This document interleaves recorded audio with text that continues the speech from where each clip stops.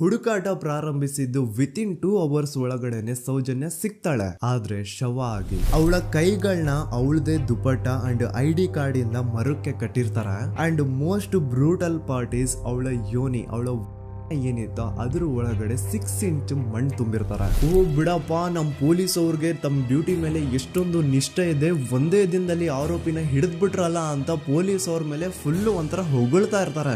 ಆದ್ರೆ ಪಾಪ ಜನರಿಗೆ ಎಲ್ಲಿ ಗೊತ್ತಿತ್ತು ಈ ಕೇಸ್ ನ ರಿಯಲ್ ಆರೋಪಿ ಬೇರೆ ಯಾರೋ ಇದಾರೆ, ಪೊಲೀಸ್ ಅವರೇ ಈ ಕೇಸ್ ನ ಮಿಸ್ಲೀಡ್ ಮಾಡೋದಕ್ಕೆ ಸುಮ್ನೆ ಸಂತೋಷ್ನ ಅರೆಸ್ಟ್ ಮಾಡಿದ್ದಾರೆ ಅಂತ. ಪೊಲೀಸ್ ಅವರು ಈ ಕೇಸ್ ಅಲ್ಲಿ ಕರಪ್ಟ್ ಆಗಿದ್ದಾರೆ, ಪೊಲೀಸ್ ಅವರೇ ಸತ್ಯ ಮುಚ್ಚಿಡ್ಲಿಕ್ಕೆ ಟ್ರೈ ಮಾಡ್ತಿದ್ದಾರೆ. ಹಾಗಾಗಿ ಈ ಕೇಸ್ ನ ಇನ್ಮುಂದೆ ಪೊಲೀಸ್ ಅವರಲ್ಲದೆ CBI ಅವರು ಇನ್ವೆಸ್ಟಿಗೇಷನ್ ಮಾಡಬೇಕು, ಈ ಕೇಸ್ ನ CBI ಒಪ್ಸಿ ಅಂತ ಅಗೇನ್ ಪ್ರೊಟೆಸ್ಟ್ ಗಳು ಸ್ಟಾರ್ಟ್ ಆಗ್ತವೆ. ಸೌಜನ್ಯ ಕೇಸ್ ಒಂದೇ ಅಲ್ಲ, ನಾರಾಯಣ ಹಾಗೂ ಯಮುನಾ ಕೇಸಲ್ಲೂ, ವೇದವಲ್ಲಿ ಕೇಸಲ್ಲೂ, ಆ ಬ್ಯಾಂಕ್ ಮ್ಯಾನೇಜರ್ ನ ಕೇಸಲ್ಲೂ ಹಾಗೂ ಪದ್ಮಲತಾ ಕೇಸಲ್ಲೂ ಸೀದಾ ಡೈರೆಕ್ಟ್ ಡೌಟ್ ಬರೋದೆ ಊರಿನ ಗೌಡ್ರ ಮೇಲೆ. ಸೌಜನ್ಯ ಕೇಸ್ ಬಿಟ್ಟು ಆ ಇನ್ನೊಂದು ಕೇಸ್ ಯಾವುದು, ಅದಕ್ಕೂ ಸಂತೋಷ್ಗೂ ಏನ್ ಸಂಬಂಧ, ಅದ್ರಲ್ಲಿ ಯಾಕೆ ಸಂತೋಷ್ನ ಪೊಲೀಸ್ ಅವರು ಫಿಟ್ ಮಾಡಿದ್ರು ಅಂತ ಪ್ರತಿಯೊಂದು ಹೇಳ್ತೀನಿ. ನಾನು ಈ ಚಾನೆಲ್ ನ ಸ್ಟಾರ್ಟ್ ಮಾಡಿದಾಗಿಂದ one of the most requested video ಬಂದು ಸೌಜನ್ಯ ಕೇಸ್ ಬಗ್ಗೆ. ಸರಿ, ನಮ್ ದೂತ ಸಭೆಯ ಪ್ರಜೆಗಳು ಇಷ್ಟೊಂದು ಕೇಳ್ತಿದಾರಲ್ಲ, ಈ ಒಂದು ಕೇಸ್ ಬಗ್ಗೆ ವಿಡಿಯೋ ಮಾಡುವ ಅಂತ ಸೌಜನ್ಯ ಕೇಸ್ ಬಗ್ಗೆ ನಾನು ರಿಸರ್ಚ್ ಸ್ಟಾರ್ಟ್ ಮಾಡಿದೆ. ಅಂಡ್ ಟ್ರಸ್ಟ್ ಮೀ, ಎಷ್ಟೊಂದು ಕಾಂಪ್ಲೆಕ್ಸ್ ಈ ಒಂದು ಕೇಸ್ ಇದೆ ಅಂತಂದ್ರೆ ನನ್ ತಲೆನೇ ಕೆಟ್ಬಿಡ್ತು. ಬಟ್ ಡೋಂಟ್ ವರಿ, ನಿಮ್ಗಂತೂ ಪ್ರತಿ ಒಂದನ್ನ ತುಂಬಾ ಸಿಂಪಲ್ ಆಗಿ ಅರ್ಥ ಮಾಡಿಸ್ತೀನಿ. ಅನ್ಕೊಳ್ಳಿ, ಒಂದು ಊರು, ಆ ಊರಲ್ಲಿ ಒಂದು ಗೌಡ್ರ ಕುಟುಂಬ ಇದೆ. ಅಂಡ್ ಆ ಗೌಡ್ರ ಕುಟುಂಬ ತುಂಬಾನೇ ಪವರ್ಫುಲ್, ಲೈಕ್ ನಾವು ಮೂವೀಸ್ ಅಲ್ಲಿ ನೋಡ್ತೀವಲ್ಲ ಹಂಗೆ. ಸೊ ಗೌಡ್ರು ಊರು ಬಂದು ಧರ್ಮಸ್ಥಳ ಅಂತ, ಆ ಒಂದು ಊರಲ್ಲಿ ಇವ್ರಿಗೆ ಸಖತ್ ಕಂಟ್ರೋಲ್ ಇರುತ್ತೆ. ಈವನ್ ಅದೇ ಒಂದು ರೀಜನ್ ಅಲ್ಲಿ ಇರುವಂತಹ ಒಂದು ತುಂಬಾನೇ ಪಾಪ್ಯುಲರ್ ದೇವಸ್ಥಾನನು ಸಹ ಇವರೇ ಕಂಟ್ರೋಲ್ ಮಾಡ್ತಿರ್ತಾರೆ. ಆ ಒಂದು ದೇವಸ್ಥಾನ ಇಂದ ಈ ಗೌಡ್ರ ಕುಟುಂಬಕ್ಕೆ ಎಷ್ಟೊಂದು ದುಡ್ಡು ಬರ್ತಾ ಇರುತ್ತೆ ಅಂತಂದ್ರೆ, ಅದೇ ದುಡ್ಡಲ್ಲಿ ಇವರು ಬೇಜನ್ ಪ್ರೈವೇಟ್ ಪ್ರೈಮರಿ ಅಂಡ್ ಹೈಸ್ಕೂಲ್ಸ್ ನ ಸ್ಥಾಪನೆ ಮಾಡಿರ್ತಾರೆ, ಬೇಜನ್ ಪ್ರೈವೇಟ್ ಮೆಡಿಕಲ್ ಕಾಲೇಜಸ್ ಇರ್ತವೆ, ಅಂಡ್ ಬೇಜನ್ ಪ್ರೈವೇಟ್ ದೊಡ್ಡ ಹಾಸ್ಪಿಟಲ್ಸ್ ಇರ್ತವೆ. ಒಟ್ಟಲ್ಲಿ ಹೇಳ್ಬೇಕು ಅಂತಂದ್ರೆ ದುಡ್ಡಿನ ಸುರಿಮಳೆ ಇವ್ರಿಗೆ. ನೋಡಿ, ನಮ್ಮ ಭಾರತ ದೇಶದಲ್ಲಿ ಒಂದು ಕಾನೂನು ಇದೆ, ದ ರಿಲಿಜಿಯಸ್ ಎಂಡೋಮೆಂಟ್ ಆಕ್ಟ್ 1863 ಅಂತ. ಬೇಸಿಕಲಿ ಈ ಒಂದು ಕಾನೂನು ಏನ್ ಹೇಳುತ್ತೆ ಅಂತಂದ್ರೆ, ಭಾರತದಲ್ಲಿ ಯಾವ್ದೆಲ್ಲ ಹಿಂದೂ ಟೆಂಪಲ್ಸ್ ಇದಾವೋ ಅವೆಲ್ಲ ಗವರ್ಮೆಂಟ್ ಪ್ರಾಪರ್ಟಿ. ಆ ಹಿಂದೂ ಟೆಂಪಲ್ಸ್ ನ ಮ್ಯಾನೇಜ್ಮೆಂಟ್ ಎಲ್ಲ ಗವರ್ಮೆಂಟ್ ಕೈಗೆ ಹೋಗಿ ಗವರ್ಮೆಂಟ್ ಡಿಸೈಡ್ ಮಾಡುತ್ತೆ ಆ ಮ್ಯಾನೇಜ್ಮೆಂಟ್ ಅಲ್ಲಿ ಯಾರ್ ಕೆಲ್ಸಕ್ಕೆ ಇರಬೇಕು, ಯಾರ್ ಕೆಲ್ಸಕ್ಕೆ ಇರಬಾರ್ದು, ಅಂಡ್ ಆ ಟೆಂಪಲ್ ಇಂದ ಬರ್ತಿರುವಂತಹ ಡೊನೇಷನ್ ಅಮೌಂಟ್ ನ ಏನ್ ಮಾಡ್ಬೇಕು ಅಂತ. ಸೊ ಈ ಒಂದು ಕಾನೂನಿನ ಪ್ರಕಾರ ಗವರ್ಮೆಂಟ್ ಇಂಡಿಯಾದಲ್ಲಿ ಇರುವಂತಹ ಆಲ್ಮೋಸ್ಟ್ ಎಲ್ಲಾ ಹಿಂದೂ ಟೆಂಪಲ್ಸ್ ನ ತನ್ನ ಕಂಟ್ರೋಲ್ ಅಲ್ಲಿ ತಗೋತಾ ಇರ್ಬೇಕಾದ್ರೆ ಗವರ್ಮೆಂಟ್ ಅಫಿಷಿಯಲ್ಸ್ ಧರ್ಮಸ್ಥಳ ಶ್ರೀ ಮಂಜುನಾಥ ದೇವಸ್ಥಾನಕ್ಕೂ ರೀಚ್ ಔಟ್ ಮಾಡ್ತಾರೆ. ಅಂಡ್ ಆಗ ಇಷ್ಟು ದಿನ ಟೆಂಪಲ್ ನ ಕಂಟ್ರೋಲ್ ಮಾಡ್ತಿದ್ದಂತಹ ಆ ಗೌಡ್ರ ಕುಟುಂಬ ಏನ್ ಹೇಳುತ್ತೆ ಗೊತ್ತಾ, ಇಲ್ಲ ಇದು ಹಿಂದೂ ಟೆಂಪಲ್ ಅಲ್ಲ, ಇದು ಜೈನ್ ಫ್ಯಾಮಿಲಿಗೆ ಬಿಲಾಂಗ್ ಮಾಡುವಂತಹ ಒಂದು ಪ್ರೈವೇಟ್ ಟೆಂಪಲ್ ಅಂತ ಹೇಳ್ತಾರೆ. ನಾನು ಇಷ್ಟು ದಿನ ಧರ್ಮಸ್ಥಳ ಶ್ರೀ ಮಂಜುನಾಥ ದೇವಸ್ಥಾನ ಒಂದು ಹಿಂದೂ ಟೆಂಪಲ್ ಅಂತ ಅನ್ಕೊಂಡಿದ್ದೆ, ಆದ್ರೆ ಈಗಷ್ಟೇ ನನಗೂ ಗೊತ್ತಾಗಿದ್ದು ಇದು ಹಿಂದೂ ಟೆಂಪಲ್ ಅಲ್ಲ, ಇದು ಒಂದು ಜೈನ್ ಫ್ಯಾಮಿಲಿಗೆ ಬಿಲಾಂಗ್ ಮಾಡುವಂತಹ ಪ್ರೈವೇಟ್ ಜೈನ್ ಟೆಂಪಲ್ ಅಂತ.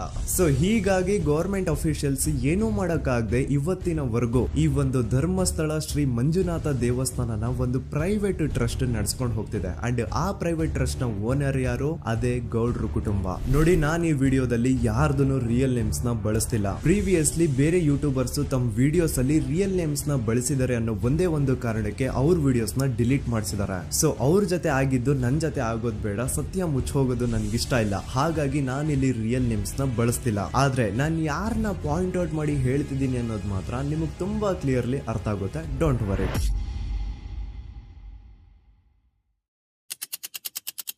ದಿನಾಂಕ 9/10/2012. A very normal day for everyone except Soujanya. Dharmasthala ಹತ್ರ ಇರುವಂತಹ ಪಂಗಳ್ ಅನ್ನೋ ಒಂದು ಸಣ್ಣ ಹಳ್ಳಿಗೆ ಬಿಲಾಂಗ್ ಮಾಡುವಂತಹ ಸೌಜನ್ಯ ತುಂಬಾನೇ ಒಳ್ಳೆ ಹುಡುಗಿ. SDM ಕಾಲೇಜ್ ಆಫ್ ಉಜ್ರಿಯಲ್ಲಿ 2nd PUC ಓದ್ತಿದ್ದಂತಹ ಇವಳು ತುಂಬಾನೇ ಬ್ರೈಟ್ ಸ್ಟೂಡೆಂಟ್ ಕೂಡ. ಸೊ ಒಂದು ದಿನ ಅಂದ್ರೆ 9 ಅಕ್ಟೋಬರ್ 2012 ಬೆಳಿಗ್ಗೆ 7:30-8 ಗಂಟೆ ಹಾಗೆ ಆಸ್ ಯೂಶುವಲ್ ತನ್ನ ಕಾಲೇಜ್ ಹೋಗೋದಕ್ಕೆ ರೆಡಿ ಆಗ್ತಿರ್ತಾಳೆ. ಅವತ್ತು ಮಂಗಳವಾರದ ದಿನ ಅಂಡ್ ಅವತ್ತು ಲೋಕಲ್ ಫೆಸ್ಟಿವಲ್ ಬೇರೆ ಇರುತ್ತೆ, ಹೊಸ ಅಕ್ಕಿ ಅಂತ. ಈ ಒಂದು ಲೋಕಲ್ ಫೆಸ್ಟಿವಲ್ ದಿನ ಮನೆ ಒಳಗಡೆ ಏನೇ ಅಡುಗೆ ಮಾಡಿದ್ರು ಹೊಸ ಅಕ್ಕಿನೇ ಬಳಸಬೇಕು. ಸೊ ಹೊಸ ಅಕ್ಕಿ ತಂದು ಬ್ರೇಕ್ಫಾಸ್ಟ್ ನ ರೆಡಿ ಮಾಡೋಷ್ಟ್ರಲ್ಲಿ ಸೌಜನ್ಯ ಅವ್ರ ತಾಯಿ ತುಂಬಾ ಲೇಟ್ ಮಾಡ್ತಾರೆ. ಸೊ ಕಾಲೇಜ್ಗೆ ಲೇಟ್ ಆಗ್ತಿದೆ ಅಂತ ಈ ಸೌಜನ್ಯ ಟಿಫಿನ್ ಸಹ ಮಾಡದೆ ಹಾಗೆ ಹೋಗ್ತಾಳೆ. ಅವಳ ತಲೆಯಲ್ಲಿ ಏನಿತ್ತು ಅಂತಂದ್ರೆ, ಹೆಂಗೋ ಇವತ್ತು ಲೋಕಲ್ ಫೆಸ್ಟಿವಲ್ ಬೇರೆ ಇದೆ, ಹಾಗಾಗಿ ಮೇ ಬಿ ಕಾಲೇಜು ಬೇಗ ಬಿಡ್ಬೋದು, ಸೊ ಮಧ್ಯಾಹ್ನ ಡೈರೆಕ್ಟ್ ಮನೆಗೆ ಬಂದು ಊಟ ಬಿಡುವ ಅಂತ ಅವಳು ಅನ್ಕೊಂಡಿರ್ತಾಳೆ. ಆದ್ರೆ ಕಾಲೇಜ್ ಹೋಗಾದ್ಮೇಲೆ ಗೊತ್ತಾಗುತ್ತೆ ಅವತ್ತು ಅವಳಿಗೆ ಸ್ಪೆಷಲ್ ಕ್ಲಾಸಸ್ ಬೇರೆ ಇದೆ ಅಂತ. ಸೌಜನ್ಯ ಬ್ರೇಕ್ಫಾಸ್ಟ್ ಕೂಡ ಮಾಡಿರಲ್ಲ ಅಂಡ್ ಲಂಚ್ ಬಾಕ್ಸ್ ಕೂಡ ತಂದಿರಲ್ಲ. ಹಾಗಾಗಿ ಲಂಚ್ ಟೈಮ್ ಅಲ್ಲಿ ಸೌಜನ್ಯನ ಒಬ್ಳು ಫ್ರೆಂಡ್ ಜಾನ್ವಿ ತಾನ್ ತಂದಿರುವಂತಹ ಲಂಚ್ ಬಾಕ್ಸ್ ಅಲ್ಲಿ ಒಂದಿಷ್ಟು ಲಂಚ್ ನ ಆಫರ್ ಮಾಡ್ತಾಳ. ಆದ್ರೆ ಸೌಜನ್ಯ ಪರವಾಗಿಲ್ಲ ನೀನ್ ತಿನ್ನು, ನಾನ್ ಮನೆಗೆ ಹೋಗ್ಬಿಟ್ಟು ಊಟ ಮಾಡ್ಕೊಂತೀನಿ ಅಂತ ಹೇಳ್ತಾಳ. ಸುಮಾರು ಮಧ್ಯಾಹ್ನದ 3:45ಕ್ಕೆ ಕಾಲೇಜ್ ಬಿಡುತ್ತೆ. ಸೌಜನ್ಯ ಕಾಲೇಜ್ ಇಂದ ಬಸ್ ಅಲ್ಲಿ ಬಂದು ನೇತ್ರಾವತಿ ಬಸ್ ಸ್ಟಾಪ್ ಹತ್ರ ಇಳ್ಕೋತಾಳ. ಅವಳ ಜೊತೆ ಅವಳ ಕ್ಲಾಸ್ ಮೇಟ್ಸ್ ಅಂಡ್ ಫ್ರೆಂಡ್ಸ್ ಎಲ್ಲ ಇರ್ತಾರೆ. ಸೊ ಅವ್ರಿಗೆಲ್ಲ ಬಾಯ್ ಹೇಳ್ಬಿಟ್ಟು ಸೌಜನ್ಯ ತನ್ನ ಮನೆ ಕಡೆಗೆ ಹೊರಡ್ತಾಳ. ನೇತ್ರಾವತಿ ಬಸ್ ಸ್ಟಾಪ್ ಇಂದ ಸೌಜನ್ಯ ಮನೆಗೆ 20 ಮಿನಿಟ್ಸ್ ನ ವಾಕ್ ಇರುತ್ತೆ. ಮ್ಯಾಕ್ಸ್ ಟು ಮ್ಯಾಕ್ಸ್ 30 ಮಿನಿಟ್ ಹಿಡಿಬಹುದು. ಸೊ ಸೌಜನ್ಯ ನಡ್ಕೊಂಡು ಮನೆ ಕಡೆಗೆ ಹೋಗ್ತಾ ಇರ್ತಾಳೆ. ಒಂದ್ ಸ್ವಲ್ಪ ದೂರದಲ್ಲಿ ಪ್ರಕೃತಿ ಹಾಸ್ಪಿಟಲ್ ಅಂತ ಒಂದಿರುತ್ತೆ. ಅಲ್ಲಿನ ಸೆಕ್ಯೂರಿಟಿ ಗಾರ್ಡ್ ಸೌಜನ್ಯ ನಡ್ಕೊಂಡು ಹೋಗ್ತಾ ಇರೋದನ್ನ ನೋಡ್ತಾನೆ ಕೂಡ. ನಂತರ ಸೌಜನ್ಯ ಒಂದು 10 ನಿಮಿಷ ಹಂಗೆ ಮುಂದೆ ನಡ್ಕೊಂಡು ಹೋಗಾದ್ಮೇಲೆ ಸೌಜನ್ಯಗೆ ತನ್ನ ಮಾವ ಸಿಗ್ತಾರ. ಅವರು ಸೌಜನ್ಯನ ನೋಡಿ ಮಾತಾಡಿಸ್ತಾರೆ. ಯಾಕಮ್ಮ ಕಾಲೇಜಿಂದ ಇಷ್ಟು ಲೇಟ್ ಬರ್ತಿದ್ಯಾ ಅಂತ ಕೇಳ್ತಾರೆ. ಆಗ ಸೌಜನ್ಯ ಇಲ್ಲ ಮಾವ, ಕಾಲೇಜಲ್ಲಿ ಸ್ಪೆಷಲ್ ಕ್ಲಾಸ್ ಇತ್ತು ಹಾಗಾಗಿ ಲೇಟ್ ಆಗ್ಬಿಡ್ತು ಅಂತ ಹೇಳಿ ಒಂದೆರಡು ಮಾತಾಡಿಸಿ ನಂತರ ತನ್ನ ಮನೆ ಕಡೆ ತಾನು ಹೊರಡ್ತಾಳ. ಈಗ ಆ ಒಂದು ಪಾಯಿಂಟ್ ಇಂದ ಸೌಜನ್ಯಗೆ ತನ್ನ ಮನೆ ಹೋಗ್ಲಿಕ್ಕೆ 10 ನಿಮಿಷ ಬೇಕು. ಮ್ಯಾಕ್ಸ್ ಟು ಮ್ಯಾಕ್ಸ್ 20 ಮಿನಿಟ್ ಅನ್ಕೊಳ್ಳಿ. 3:45ಕ್ಕೆ ಕಾಲೇಜ್ ಬಿಟ್ರೆ ಅರೌಂಡ್ 4:30ಗೆ ಮನೇಲಿ ಇರ್ಬೇಕಾಗಿದ್ದು ಹುಡುಗಿ 6:30-7 ಗಂಟೆ ಆಗಿದ್ರು ಮನೆಗೆ ಸೇರಿರಲ್ಲ. ಸೊ ಮನೇಲಿ ಸೌಜನ್ಯ ಅವ್ರ ತಾಯಿಗೆ ಟೆನ್ಷನ್ ಸ್ಟಾರ್ಟ್ ಆಗುತ್ತೆ. ಏನಪ್ಪ ಈ ಹುಡುಗಿ ಎಷ್ಟೊತ್ತಾದ್ರೂ ಇನ್ನು ಮನೆಗ್ ಬಂದಿಲ್ವಲ್ಲ ಅಂತ. ಸೊ ಅವ್ರೇನ್ ಮಾಡ್ತಾರೆ, ಸೌಜನ್ಯ ಅವ್ರ ತಂದೆ ಕಾಲ್ ಮಾಡ್ಬಿಟ್ಟು ಹಿಂಗೆ 3:30-4 ಗಂಟೆಗೆ ಕಾಲೇಜಿಂದ ಮನೆಗ್ ಬರ್ತಿದ್ದಿದ್ ನಮ್ ಹುಡುಗಿ ಇವತ್ತು 7 ಗಂಟೆ ಆದ್ರೂ ಇನ್ನು ಮನೆಗ್ ಬಂದಿಲ್ಲ, ನೀವು ಸ್ವಲ್ಪ ಬೇಗ ಮನೆಗ್ ಬಂದು ವಿಚಾರಿಸಿ ಅಂತ ಗಾಬ್ರಿಲಿ ಹೇಳ್ತಾರೆ. ಸರಿ ಅಂತ ಸೌಜನ್ಯ ಅವ್ರ ತಂದೆ ಮನೆಗ್ ಬಂದ್ಬಿಟ್ಟು ಸೌಜನ್ಯನ ಫ್ರೆಂಡ್ಸ್ ಕ್ಲಾಸ್ ಮೇಟ್ಸ್ ಯಾರ್ದೆಲ್ಲ ಅವ್ರ ಹತ್ರ ನಂಬರ್ ಇರುತ್ತೋ ಅವ್ರಿಗೆಲ್ಲ ಕಾಲ್ ಮಾಡ್ಬಿಟ್ಟು ಸೌಜನ್ಯ ಬಗ್ಗೆ ಕೇಳ್ತಾರ. ನಮ್ ಹುಡುಗಿ ಏನಾದ್ರೂ ನಿಮ್ ಮನೆಗ್ ಬಂದಿದ್ದಾಳ ಅಮ್ಮ ಅಂತ. ಆದ್ರೆ ಸೌಜನ್ಯನ ಫ್ರೆಂಡ್ಸ್ ಅಂಡ್ ಕ್ಲಾಸ್ ಮೇಟ್ಸ್ ಎಲ್ಲ ಇಲ್ಲ ಅಂಕಲ್ ನಮ್ಮ ಮನೆಗಂತೂ ಸೌಜನ್ಯ ಏನು ಬಂದಿಲ್ಲ, ಅವಳು ಬಸ್ ಸ್ಟಾಪ್ ಇಂದ ಸೀದಾ ನಿಮ್ ಮನೆ ಕಡೆಗೇನೆ ಹೊರಟ್ಲಲ್ವಾ, ಯಾಕೆ ಇನ್ನೂ ಬಂದಿಲ್ವಾ ಅಂತ ಕೇಳ್ತಾರ.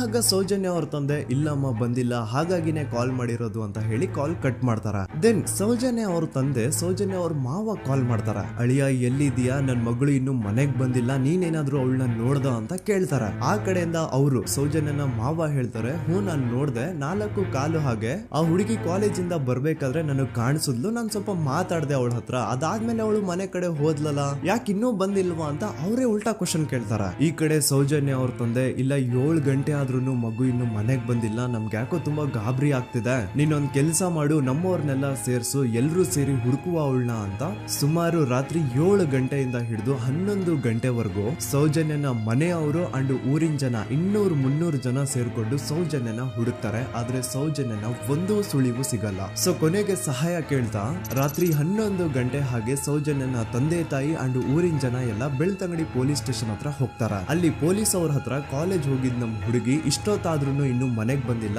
ಎಷ್ಟು ಹುಡುಕಿದ್ರು ಸಿಗ್ತಾ ಇಲ್ಲ, ಸೊ ಪ್ಲೀಸ್ ಒಂದು ಮಿಸ್ಸಿಂಗ್ ರಿಪೋರ್ಟ್ ನ ಫೈಲ್ ಮಾಡಿ ನಮ್ ಹುಡುಗಿನ ಹುಡುಕೊಡಿ ಅಂತ ಕೇಳ್ಕೊತಾರ.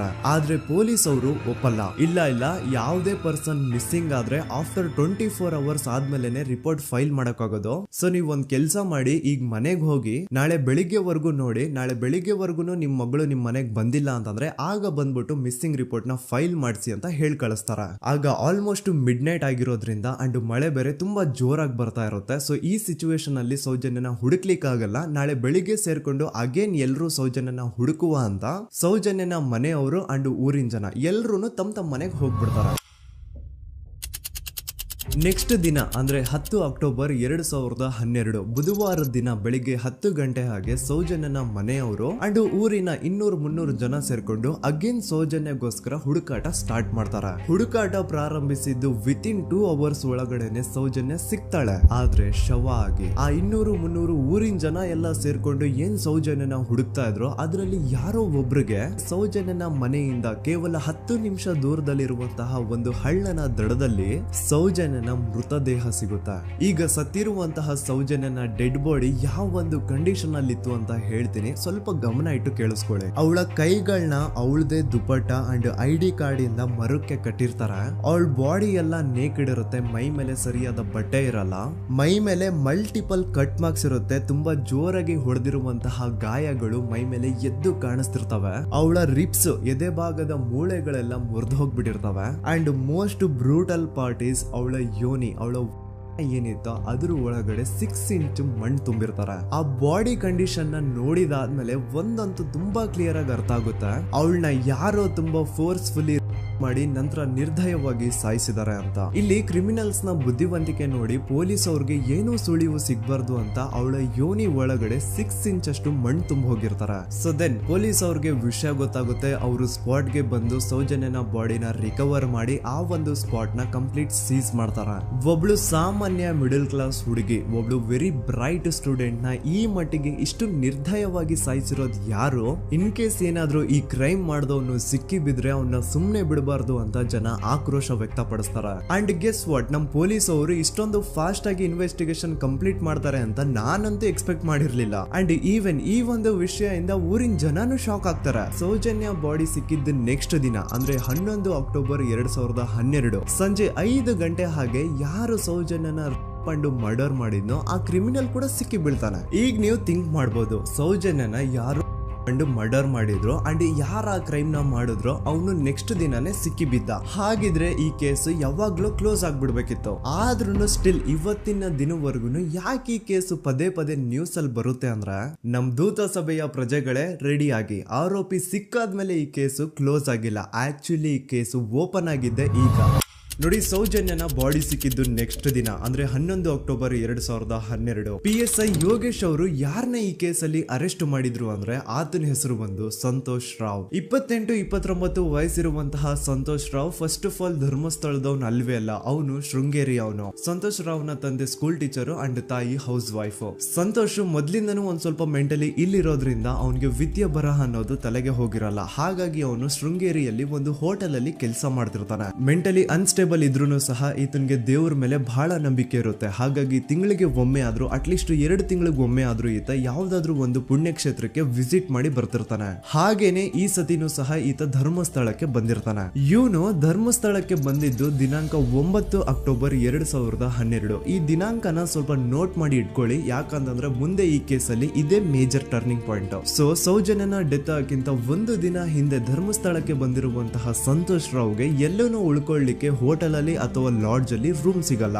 ರೀಸನ್ ಇಷ್ಟೇ, ಸಂತೋಷ್ ರಾವ್ ನೋಡ್ಲಿಕ್ಕೆ ಸ್ವಲ್ಪ ಮೆಂಟಲಿ ಅನ್ಸ್ಟೇಬಲ್ ಪರ್ಸನ್ ತರ ಇರ್ತಾನೆ. ಅವನ ಅವತಾರ, ಅವನ ವೇಷಭೂಷಣ ಅಷ್ಟು ಸರಿ ಇರಲ್ಲ. ಹಾಗಾಗಿ ಇವನ್ಗೆ ಯಾವುದೇ ಒಂದು ಹೋಟೆಲ್ ಅಲ್ಲಿ ಅಥವಾ ಲಾಡ್ಜ್ ಅಲ್ಲಿ ಎಲ್ಲಿನೂ ರೂಮ್ ಸಿಗಲ್ಲ. ಸೊ ಉಳ್ಕೊಳ್ಳೋಕೆ ಜಾಗ ಸಿಗದೆ ಇವನೇನ್ ಮಾಡ್ತಾನೆ, ಅಲ್ಲೇ ಹತ್ರದಲ್ಲಿರುವಂತಹ ಬಾಹುಬಲಿ ಬೆಟ್ಟಕ್ಕೆ ಹೋಗಿ ಅಲ್ಲಿರುವಂತಹ ಬಾಹುಬಲಿ ಸ್ಟ್ಯಾಚ್ಯೂ ಹತ್ರನೇ ಆಶ್ರಯ ತಗೊಳ್ತಾನೆ. ಅಂಡ್ 1-2 ದಿನ ಅವನು ಅಲ್ಲೇ ಉಳ್ಕೋತಾನೆ ಕೂಡ. ಡೇ ಟೈಮ್ ಅಲ್ಲಿ ಧರ್ಮಸ್ಥಳಕ್ಕೆ ಬಂದು ಧರ್ಮಸ್ಥಳ ಶ್ರೀ ಮಂಜುನಾಥ ದೇವಸ್ಥಾನದಲ್ಲಿದ್ದು ಅಲ್ಲೇ ಪ್ರಸಾದ ಊಟ ಎಲ್ಲ ಮಾಡಿ ನಂತರ ನೈಟ್ ಆಗ್ತಿದ್ದಂಗೆ ಬಾಹುಬಲಿ ಬೆಟ್ಟಕ್ಕೆ ಹೋಗಿ ಆ ಸ್ಟ್ಯಾಚ್ಯೂ ಹತ್ರನೇ ಮಲ್ಕೊಳ್ತಿರ್ತಾನೆ. ಸೊ ಒಂದು ದಿನ ಅಂದ್ರೆ 11 ಅಕ್ಟೋಬರ್ 2012 ಸಂಜೆ 5 ಗಂಟೆ ಹಾಗೆ ಈ ಸಂತೋಷ್ ರಾವ್ ತನ್ನ ಪಾಡಿಗೆ ತಾನು ಆ ಬೆಟ್ಟದ ಮೇಲೆ ಕೂತ್ಕೊಂಡು ಸೀನರೀಸ್ ನ ಎಂಜಾಯ್ ಮಾಡ್ತಾ ಇರಬೇಕಾದ್ರೆ ಯಾರೋ ಅದೇ ಊರಿನ 5 ಜನ ಕಿಡಿಗೇಡಿಗಳು ಬಂದು ಇವನ್ ಹತ್ರ ಜಗಳ ತೆಗಿತಾರ. ಈ 5 ಜನ ಯಾರು ಅಂತ ನಂತರ ಹೇಳ್ತೇನೆ. ಸೊ ಈ 5 ಜನ ಕಿಡಿಗೇಡಿಗಳು ಸಂತೋಷ್ ರಾವ್ ಹತ್ರ ಜಗಳ ತೆಗೆದು ಅವನ್ನ ಅವಾಚ್ಯ ಶಬ್ದಗಳಿಂದ ಬೈದು ಅವನ್ನ ಹೊಡೆದು, ಅಷ್ಟೇ ಸಾಲದೆ ಆ 5 ಜನ ಸಂತೋಷ್ ರಾವ್ನ ಪೊಲೀಸ್ ಸ್ಟೇಷನ್ಗೆ ಎಳ್ಕೊಂಡ್ ಬಂದು ಇವನು ನಾವು ಬಾಹುಬಲಿ ಬೆಟ್ಟಕ್ಕೆ ಅಂತ ಹೋಗಿದ್ರೆ ಅಲ್ಲಿ ನಮ್ಮ ಮೇಲೆ ಅಟ್ಯಾಕ್ ಮಾಡ್ದ, ಇವ್ನು ನೋಡ್ಲಿಕ್ಕೂ ಸಹ ಒಳ್ಳೆ ಸೈಕೋ ಕಿಲ್ಲರ್ ಇದ್ದಂಗಿದಾನೆ, ನಮ್ಗೆ ಯಾಕೋ ನಿನ್ನೆ ನಮ್ಮ ಊರಲ್ಲಿ ನಡೆದಿರುವಂತಹ ಘಟನೆ ಆ ಸೌಜನ್ಯನ ಮರ್ಡರ್ ಇವನೇ ಮಾಡಿದಾನೆ ಅಂತ ಡೌಟ್ ಬರ್ತಿದೆ ಅಂತ ಆ 5 ಜನ ಕಿಡಿಗೇಡಿಗಳು ಸಂತೋಷ್ ರಾವ್ನ ಪೊಲೀಸ್ ಅವ್ರ ಹತ್ರ ಹಾಕೊಡ್ತಾರ. ಅಂಡ್ ಪೊಲೀಸ್ ಅವ್ರು ಕೂಡ ಎಂತವ್ರು ನೋಡಿ, ಯಾರೋ 5 ಜನ ಕಿಡಿಗೇಡಿಗಳು ಬಂದು ಇವನೇ ಕೊಲೆ ಮಾಡಿದಾನೆ ಅಂತ ಹೇಳಿದ ತಕ್ಷಣ ಹಿಂದೆ ಮುಂದೆ ಕ್ರಾಸ್ ಚೆಕ್ ಮಾಡದೆ ಸಂತೋಷ್ ರಾವ್ನ ಅರೆಸ್ಟ್ ಮಾಡಿ ಸೌಜನ್ಯ ಕೇಸ್ ನ ಆರೋಪಿ ಸಿಕ್ಕಿದಾನೆ ಅಂತ ಎಲ್ಲಾ ಕಡೆ ಘೋಷಣೆ ಮಾಡ್ಬಿಡ್ತಾರ. ಜನರಿಗೆ ಈ ಕಡೆ ಒಂಥರ ನೆಮ್ಮದಿ, ಓ ಬಿಡಪ್ಪ ನಮ್ ಪೊಲೀಸ್ ಅವ್ರಿಗೆ ತಮ್ಮ ಡ್ಯೂಟಿ ಮೇಲೆ ಎಷ್ಟೊಂದು ನಿಷ್ಠೆ ಇದೆ, ಒಂದೇ ದಿನದಲ್ಲಿ ಆರೋಪಿನ ಹಿಡಿದ್ಬಿಟ್ರ ಅಂತ ಪೊಲೀಸ್ ಅವ್ರ ಮೇಲೆ ಫುಲ್ ಒಂಥರ ಹೊಗಳ್ತಾ ಇರ್ತಾರೆ. ಆದ್ರೆ ಪಾಪ ಜನರಿಗೆ ಎಲ್ಲಿ ಗೊತ್ತಿತ್ತು ಈ ಕೇಸ್ ನ ರಿಯಲ್ ಆರೋಪಿ ಬೇರೆ ಯಾರೋ ಇದಾರೆ, ಪೊಲೀಸ್ ಅವರೇ ಈ ಕೇಸ್ ನ ಮಿಸ್ಲೀಡ್ ಮಾಡೋದಕ್ಕೆ ಸುಮ್ನೆ ಸಂತೋಷ್ ನ ಅರೆಸ್ಟ್ ಮಾಡಿದ್ದಾರೆ ಅಂತ. ಸೊ ಸಂತೋಷ್ ರಾವ್ ಒಂದು ಹುಡುಗಿಯ ರೇಪ್ ಅಂಡ್ ಮರ್ಡರ್ ಕೇಸ್ ಅಲ್ಲಿ ಅರೆಸ್ಟ್ ಆಗಿದ್ದಾನೆ ಅನ್ನೋ ವಿಷಯ ಸಂತೋಷ್ ನ ತಾಯಿಗೆ ಗೊತ್ತಾದಾಗ ಅವ್ರ ಪಾಪ ನೋವಲ್ಲಿ ಕುರ್ಗಿ ಸಾಯ್ತಾರ. ಅಂಡ್ ಇನ್ನು ಅವ್ರ ತಂದೆ ಒಂದು ಕಡೆ ಪಾಪ ಹೆಂಡತಿನ ಕಳ್ಕೊಂಡಿರುವಂತಹ ನೋವು, ಇನ್ನೊಂದು ಕಡೆ ಮಗ ನೋಡಿದ್ರೆ ಯಾವ್ದೋ ಫಾಲ್ಸ್ ಕೇಸ್ ಅಲ್ಲಿ ಅರೆಸ್ಟ್ ಆಗಿದ್ದಾನೆ. ಈ ಕಡೆ ಕೇಸ್ ನ ಇನ್ವೆಸ್ಟಿಗೇಷನ್ ನಡೀತಾ ಇದೆ. ಅಂಡ್ ಇಲ್ಲಿ ನಾನು PSI ಯೋಗೇಶ್ ಅವ್ರ ಬಗ್ಗೆ ಅಂತೂ ಮೆನ್ಷನ್ ಮಾಡ್ಲೇಬೇಕು. ಈ ಪೊಲೀಸ್ ಆಫೀಸರು ಗೊತ್ತಿದ್ದು ಈ ತಪ್ಪನ ಮಾಡಿದ್ರು ಅಥವಾ ಗೊತ್ತಿಲ್ದೇನೆ ಈ ತಪ್ಪನ ಮಾಡಿದ್ರು ನನ್ಗಂತೂ ಗೊತ್ತಿಲ್ಲ. ಸೊ ಇವ್ರು ಏನ್ ಮಾಡ್ತಾರೆ ಅಂತಂದ್ರೆ, ಸೌಜನ್ಯನ ಬಾಡಿನ ಪೋಸ್ಟ್ ಮಾರ್ಟಮ್ ಗೆ ಕಳಿಸಿದಾಗ ಡಾಕ್ಟರ್ಸ್ ಹಂಗೋ ಹಿಂಗೋ ಮಾಡಿ ಇಂದ ಕೆಲವೊಂದು ಸ್ಪರ್ಮ್ ನ ಸ್ಯಾಂಪಲ್ಸ್ ಕಲೆಕ್ಟ್ ಮಾಡ್ತಾರೆ. ಅದನ್ನ ಅವರು PSI ಯೋಗೇಶ್ ಗೆ ಕೊಟ್ಟು ಇದನ್ನ ವಿತಿನ್ 72 ಅವರ್ಸ್ ಒಳಗಡೆ ಇನ್ನೊಂದು ಲ್ಯಾಬ್ ಗೆ ಸಬ್ಮಿಟ್ ಮಾಡಿ ಅಂತ ತುಂಬಾ ಕ್ಲಿಯರ್ ಆಗಿ ಹೇಳ್ತಾರೆ. ಆದ್ರೆ PSI ಯೋಗೇಶ್ ಆ ಸ್ಪರ್ಮ್ ಸ್ಯಾಂಪಲ್ಸ್ ನ ವಿತಿನ್ 72 ಅವರ್ಸ್ ಒಳಗಡೆ ಲ್ಯಾಬ್ ಕಳ್ಸೋದಿರ್ಲಿ, ಅದನ್ನ 12 ದಿನ ಆದ್ಮೇಲೆ ಲ್ಯಾಬ್ ಕಳಿಸ್ತಾರೆ. ಅಷ್ಟೊತ್ತಿಗೆ ಆಲ್ರೆಡಿ ಆ ಸ್ಪರ್ಮ್ ಸ್ಯಾಂಪಲ್ಸ್ ಗೆಲ್ಲ ಫಂಗಸ್ ಹಿಡಿದು ಅದು ಅನ್ಫಿಟ್ ಫಾರ್ ಟೆಸ್ಟಿಂಗ್ ಅಂತ ಬರುತ್ತೆ. ಈಗ ನೀವೇ ಹೇಳಿ, ಎಂತ ಡಂಬೆಸ್ಟ್ ಪರ್ಸನ್ ಪೊಲೀಸ್ ಆಫೀಸರ್ ಆಗಿದ್ರು ಅವನ ಹತ್ರ ಒಂದು ಮರ್ಡರ್ ಕೇಸ್ ಬಂದಾಗ ಅವನ ಹತ್ರ ಇರೋ ಮೇನ್ ಸಾಕ್ಷಿನೇ, ಮೇನ್ ಎವಿಡೆನ್ಸ್ ಆ ಹುಡುಗಿಯ ಇಂದ ಕಲೆಕ್ಟ್ ಆಗುವಂತಹ ಸ್ಪರ್ಮ್ ಸ್ಯಾಂಪಲ್ಸ್. ಸೊ ಅದನ್ನ ಮೊದಲು ಲ್ಯಾಬ್ ಕಳಿಸಿ ಅದನ್ನ ಐಡೆಂಟಿಫೈ ಮಾಡೋದು ಪೊಲೀಸ್ ಅವರ ಫಸ್ಟ್ ಡ್ಯೂಟಿ. ಆದ್ರೆ ಇಲ್ಲಿ PSI ಯೋಗೇಶ್ ಅವರು ಇದನ್ನೇ ಮರ್ತು ಹೋದ್ರು ಅಂತ ನೋಡಿ. ಯಾವುದೇ ಒಂದು ಕೇಸ್ ಅಲ್ಲಿ ಪೊಲೀಸ್ ಅವರು ಆದಷ್ಟು ಎವಿಡೆನ್ಸ್ ನ ಕಲೆಕ್ಟ್ ಮಾಡೋದಕ್ಕೆ ಟ್ರೈ ಮಾಡ್ತಾರೆ. ಆದ್ರೆ ಈ ಒಂದು ಕೇಸ್ ಅಲ್ಲಿ ಮಾತ್ರ ಪೊಲೀಸ್ ಅವರು ಎವಿಡೆನ್ಸ್ ನ ಕಲೆಕ್ಟ್ ಮಾಡೋ ಬದಲಾಗಿ ಎವಿಡೆನ್ಸ್ ನ ಡಿಸ್ಟ್ರಾಯ್ ಮಾಡೋದ್ರಲ್ಲಿ ಮುಂದೆ ಇದ್ರು. ಅಷ್ಟೇ ಅಲ್ಲದೆ ಈ ಪೊಲೀಸ್ ಆಫೀಸರ್ ಸೇರ್ಕೊಂಡು ಸಂತೋಷ್ ರಾವ್ಗೆ ಸೆಲ್ ಅಲ್ಲಿ ಎಂತ ಟಾರ್ಚರ್, ಎಂತ ಹಿಂಸೆ ಕೊಡ್ತಾರೆ ಅಂದ್ರೆ ನೆನ್ಸ್ಕೊಂಡ್ರೆ ಮೈ ಜುಮ್ ಅನ್ನುತ್ತ. ಹೊಡಿಯೋದು, ಕೆಟ್ಟದಾಗ ಬೈಯೋದು ಇದೆಲ್ಲ common. Most brutal parties Santosh ರಾವ್ನ ಪ್ಯಾಂಟ್ ಬಿಚ್ಚಿ ಅವನ ಪ್ರೈವೇಟ್ ಪಾರ್ಟ್ ಮೇಲೆ ಬಿಸಿ ಬಿಸಿ ಕುದೀತಾ ಇರುವಂತಹ ನೀರ್ ಚಲ್ತಾರ. ಈ ಕ್ರೈಮ್ ನೀನೇ ಮಾಡಿದ್ಯಾ ಅಂತ ಒಪ್ಕೋ, ಇಲ್ಲ ಅಂತಂದ್ರೆ ನಿನ್ನ ಸೆಲ್ ಒಳಗಡೆನೆ ಸಾಯಿಸ್ಬಿಡ್ತೀವಿ, ನಿನ್ನ ತಂದೆ ತಾಯಿ ಎಲ್ರು ಸಾಯಿಸ್ಬಿಡ್ತೀವಿ ಅಂತ ಬ್ಲಾಕ್ ಮೇಲ್ ಮಾಡ್ತಾರ. ನೋಡಿ, ಸಂತೋಷ್ ರಾವ್ ಜಾಗದಲ್ಲಿ ನನ್ನಂತ ನಿಮ್ಮಂತ ನಾರ್ಮಲ್ ಪರ್ಸನ್ ಯಾರಾದ್ರೂ ಇದ್ದಿದ್ರೆ ಪೊಲೀಸ್ ಅವರು ಕೊಡ್ತಿರುವಂತಹ ಹಿಂಸೆನ ತಡ್ಕೊಳಕ್ಕಾಗದೆ ಆ ಕ್ರೈಮ್ ಮಾಡಿಲ್ಲ ಅಂದ್ರೂ ಮಾಡಿದೀನಿ ಅಂತ ಒಪ್ಕೊಬಿಡ್ತಾ ಇದ್ವಿ. ಆದ್ರೆ ಸಂತೋಷ್ ರಾವ್ ಮೆಂಟಲಿ ಇಲ್ಲಿರೋದೇ ಅವನ್ಗೆ ಅಡ್ವಾಂಟೇಜ್ ಆಗೋಯ್ತು. ಪೊಲೀಸ್ಗಳು ಸಂತೋಷ್ ರಾವ್ಗೆ ಎಷ್ಟೇ ಹೊಡೆದ್ರು,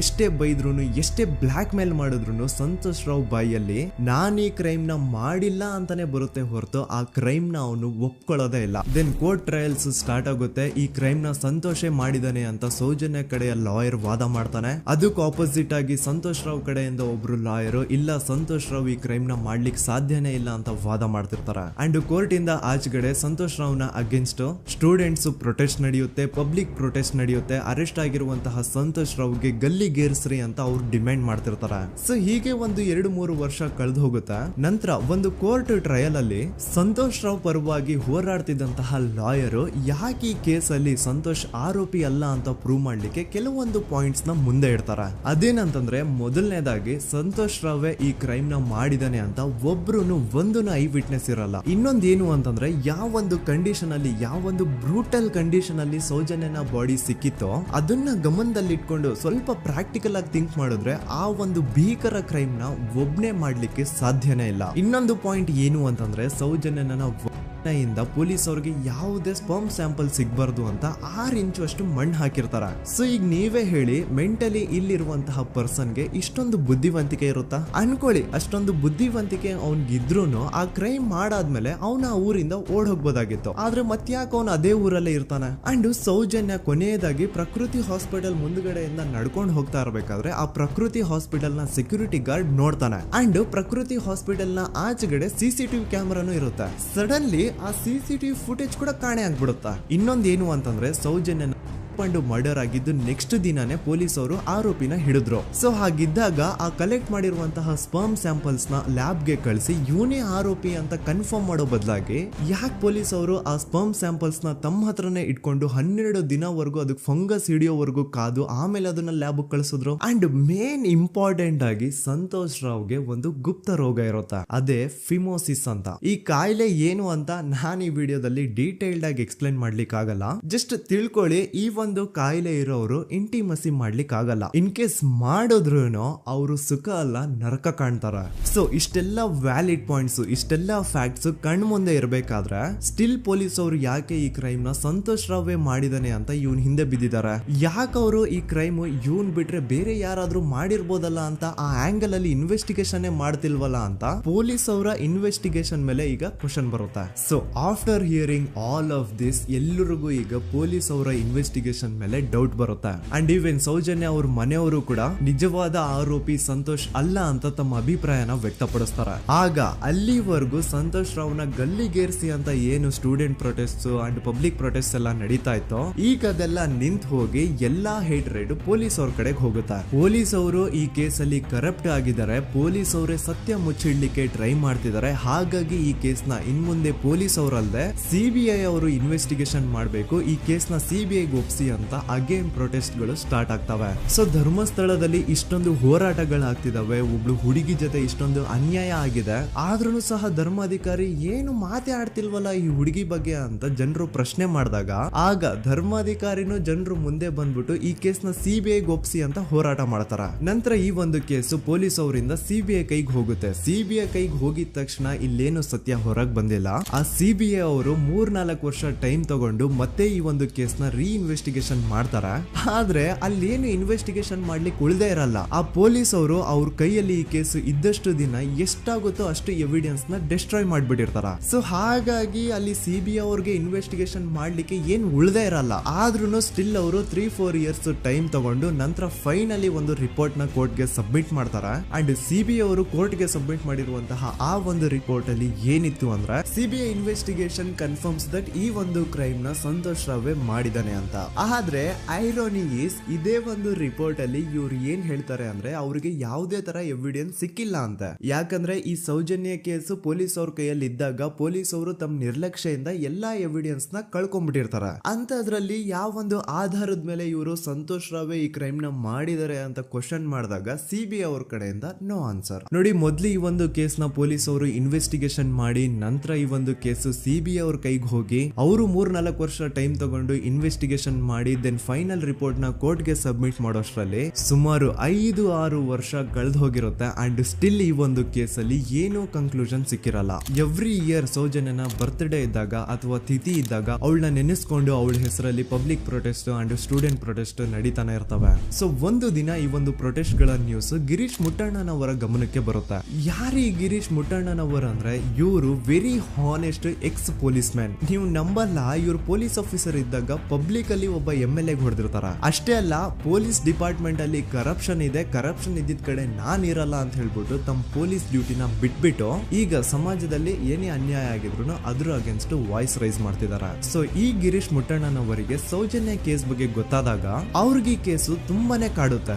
ಅಲ್ಲ, ಇಷ್ಟೊಂದು ವರ್ಷಗಳಾಗೋಯ್ತು ಆ ಹುಡುಗಿ ಜೊತೆ ಅನ್ಯಾಯ ಆಗಿ, ಸ್ಟಿಲ್ ಈ ಒಂದು ಕೇಸ್ ನ ಕನ್ಕ್ಲೂಷನ್ ಸಿಕ್ತಿಲ್ವಲ್ಲ, ಏನ್ ನಡೀತಿದೆ ಧರ್ಮಸ್ಥಳದಲ್ಲಿ ಅರ್ಥ ಆಗ್ತಿಲ್ವಲ್ಲ ಅಂತ ಈ ಗಿರೀಶ್ ಅವರು ತಮ್ಮ ಹಳೆ ಪೊಲೀಸ್ ಕಾಂಟ್ಯಾಕ್ಟ್ಸ್ ನ ಯೂಸ್ ಮಾಡ್ಕೊಂಡು ಆ ಸೌಜನ್ಯ ಕೇಸ್ ಫೈಲ್ ನ ಒಂದು ಕಾಪಿನ ತಮ್ಮ ಹತ್ರ ತರಿಸ್ಕೋತಾರ. ಆ ಒಂದು ಕೇಸ್ ಫೈಲ್ ಅಲ್ಲಿ ಸೌಜನ್ಯ ಬಗ್ಗೆ ಅಷ್ಟೇ ಅಲ್ಲದೆ ಸಂತೋಷ್ ರಾವ್ ಬಗ್ಗೆನೂ ಇನ್ಫಾರ್ಮೇಶನ್ ಇರುತ್ತೆ. ಅಂಡ್ ಗಿರೀಶ್ ಅವರು ಸಂತೋಷ್ ಬಗ್ಗೆ ಇರುವಂತಹ ಇನ್ಫಾರ್ಮೇಶನ್ ನೋಡ್ತಾ ಇರ್ಬೇಕಾದ್ರೆ ಅವರು ಒಂದು ವಿಷಯನ ನೋಟಿಸ್ ಮಾಡ್ತಾರ. ಅದೇನಂತಂದ್ರೆ ಪೊಲೀಸ್ ಅವರು ಸಂತೋಷ್ ರಾವ್ನ ಬರೀ ಸೌಜನ್ಯ ಕೇಸಲ್ಲಿ ಒಂದೇ ಫಿಟ್ ಮಾಡಿರಲ್ಲ, ಸೌಜನ್ಯ ಸಾಯೋಕ್ಕಿಂತ 20 ದಿನ ಹಿಂದೆ ಧರ್ಮಸ್ಥಳದಲ್ಲೇ ನಡೆದಿರುವಂತಹ ಒಂದು ಕ್ರೈಮ್ ಅಲ್ಲಿನೂ ಸಹ ಸಂತೋಷ್ ರಾವೇ ಆರೋಪಿ ಅಂತ ಮೆನ್ಷನ್ ಮಾಡಿರ್ತಾರ. ಸೊ ಸೌಜನ್ಯ ಕೇಸ್ ಬಿಟ್ಟು ಆ ಇನ್ನೊಂದು ಕೇಸ್ ಯಾವುದು, ಅದಕ್ಕೂ ಸಂತೋಷ್ಗೂ ಏನ್ ಸಂಬಂಧ, ಅದ್ರಲ್ಲಿ ಯಾಕೆ ಸಂತೋಷ್ನ ಪೊಲೀಸ್ ಅವರು ಫಿಟ್ ಮಾಡಿದ್ರು ಅಂತ ಪ್ರತಿಯೊಂದು ಹೇಳ್ತೀನಿ. ಆದ್ರೆ ನಾನಿಲ್ಲಿ ಯಾರ್ದೂ ರಿಯಲ್ ನೇಮ್ಸ್ ನ ಬಳಸಲ್ಲ. ಯಾಕಂದ್ರೆ ಮುಂದೆ ಕೇಸಲ್ಲಿ ತುಂಬಾ ದೊಡ್ಡ ಪವರ್ಫುಲ್ ವ್ಯಕ್ತಿಗಳ ಹೆಸರುಗಳು ಬರ್ತವೆ. ಅಂಡ್ ನನ್ ವಿಡಿಯೋ ಯೂಟ್ಯೂಬ್ ಇಂದ ಡಿಲೀಟ್ ಆಗೋದು ನನ್ಗೆ ಇಷ್ಟ ಇಲ್ಲ. ಹಾಗಾಗಿ ನಾನಿಲ್ಲಿ ಯಾರ್ದು ರಿಯಲ್ ನೇಮ್ಸ್ ನ ಬಳಸ್ತಿಲ್ಲ. ಬಟ್ ಯಾರ ಬಗ್ಗೆ ಹೇಳ್ತಿದ್ದೀನಿ ಅಂತ ಒಂದ್ ಸ್ವಲ್ಪ ನೀವೇ ಅರ್ಥ ಮಾಡ್ಕೊಳ್ಳಿ.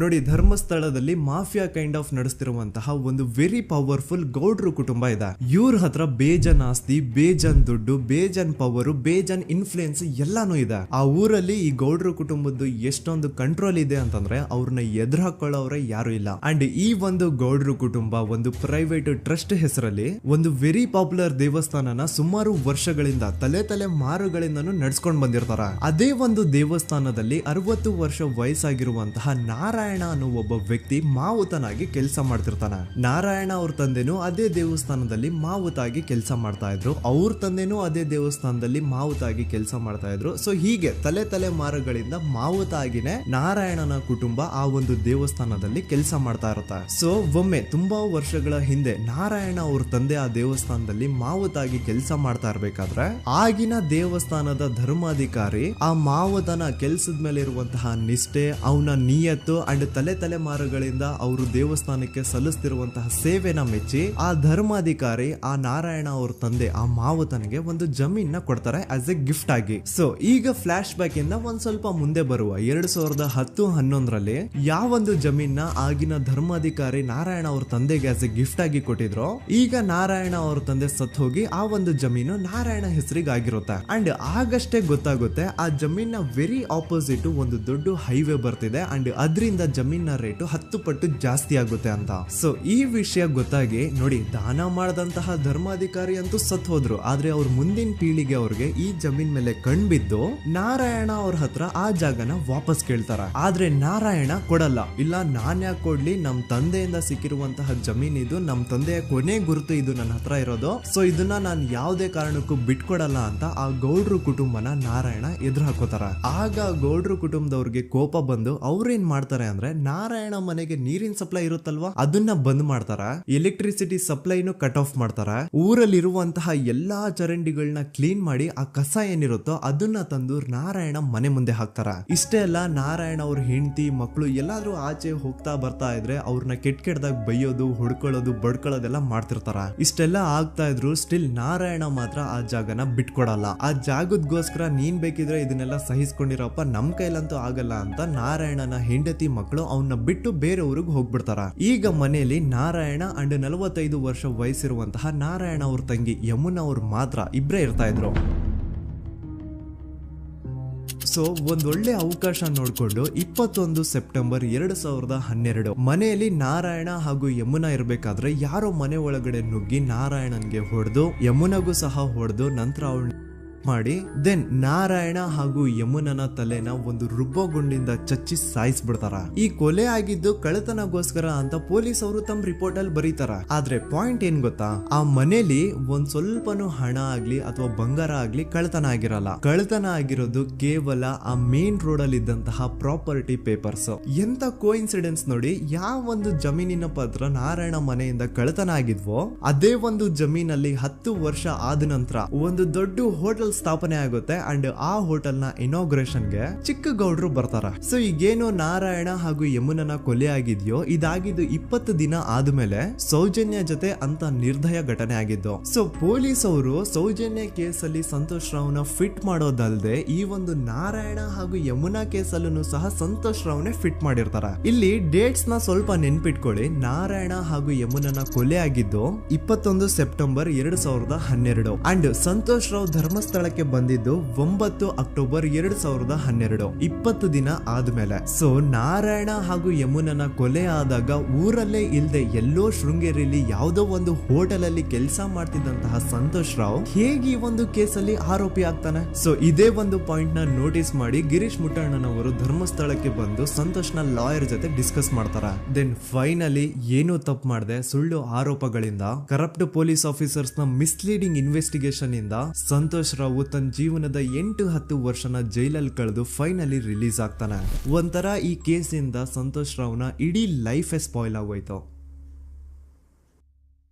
ಈಗ ಸಂತೋಷ್ ರಾವ್ ರಿಯಲ್ ಆರೋಪಿ ಅಲ್ಲ ಅಂತ ಕೋರ್ಟ್ ಅಲ್ಲಿ ಪ್ರೂವ್ ಆಯ್ತು. ಹಾಗಿದ್ರೆ ರಿಯಲ್ ಆರೋಪಿ ಯಾರು? ಪೊಲೀಸ್ ಅವರು ಯಾಕೆ ಕೇಸಲ್ಲಿ ಇಷ್ಟೊಂದು ಅನ್ಫೇರ್ ಇನ್ವೆಸ್ಟಿಗೇಷನ್ ಮಾಡಿದ್ರು? ಯಾರ ರಿಯಲ್ ಹೆಸರನ್ನ ಮುಚ್ಚಿಡ್ಲಿಕ್ಕೆ ಪೊಲೀಸ್ ಆಫೀಸರ್ಸ್ ಈ ಒಂದು ಕೇಸಲ್ಲಿ ಸಂತೋಷ್ ರಾವ್ನ ಸಿಗ್ಹಾಕ್ಸಿದ್ರು? ಇದೆಲ್ಲ ಥಿಂಕ್ ಮಾಡ್ತಾ ಹೋದ್ರೆ ನೋಡಿ ಆ ಊರಲ್ಲಿ ಆ ಪೊಲೀಸ್ ಆಫೀಸರ್ಸ್ಗೆ ಲಂಚ ಕೊಡೋಷ್ಟು, ಒಂದು ಪೊಲೀಸ್ ಇನ್ವೆಸ್ಟಿಗೇಷನ್ ನ ಸ್ಟಾಪ್ ಮಾಡೋಷ್ಟು ಅಥವಾ ಇನ್ವೆಸ್ಟಿಗೇಷನ್ ನ ಮಿಸ್ಲೀಡ್ ಮಾಡೋಷ್ಟು ಇನ್ಫ್ಲುಯೆನ್ಸ್ ಆಗ್ಲಿ, ಪವರ್ ಆಗ್ಲಿ ಅಥವಾ ಮನಿ ಆಗ್ಲಿ ಊರಿನ ಗೌಡ್ರು ಹತ್ರ ಮಾತ್ರ ಇದ್ದಿದ್ದು. ಸೊ ಈಗ ಸಂಶಯದ ಮುಳ್ಳು ಗೌಡ್ರು ಕಡೆ ತಿರುಗುತ್ತಾ. ನೋಡಿ ಪೊಲೀಸ್ ಅವರು ಸುಮ್ನೆ ಸಂತೋಷ್ ರಾವ್ನ ನಾರಾಯಣ ಹಾಗೂ ಯಮುನಾ ಕೇಸಲ್ಲಿ ಫಿಟ್ ಮಾಡಿದ್ರು. ಈಗ ಆ ಒಂದು ಕೊಲೆ ಪ್ರಕರಣಕ್ಕೂ ಸಂತೋಷ್ ರಾವ್ಗೂ ಏನು ಸಂಬಂಧನ ಇರ್ಲಿಲ್ಲ. ಹಂಗೆ ಥಿಂಕ್ ಮಾಡಿ ನಾರಾಯಣ ಸತ್ರೆ ಅಥವಾ ಅವನ ತಂಗಿ ಯಮುನಾ ಸತ್ರೆ ಯಾರಿಗ ಅಡ್ವಾಂಟೇಜ್ ಆಗುತ್ತೆ? ಊರಿನ ಗೌಡ್ರಿಗೆ, ಯಾಕಂದ್ರೆ ಅವ್ರಿಗ ಜಮೀನ್ ಸಿಗುತ್ತಾ. ಸೊ ಈಗ ನಾರಾಯಣ ಹಾಗೂ ಯಮುನಾ ಕೇಸಲ್ಲಿ ಸಂತೋಷ್ ರಾವ್ ಆರೋಪಿ ಅಲ್ಲ ಅಂತ ಪ್ರೂವ್ ಆದ್ಮೇಲೆ ಹಾಗಿದ್ರೆ ಆ ಕೊಲೆ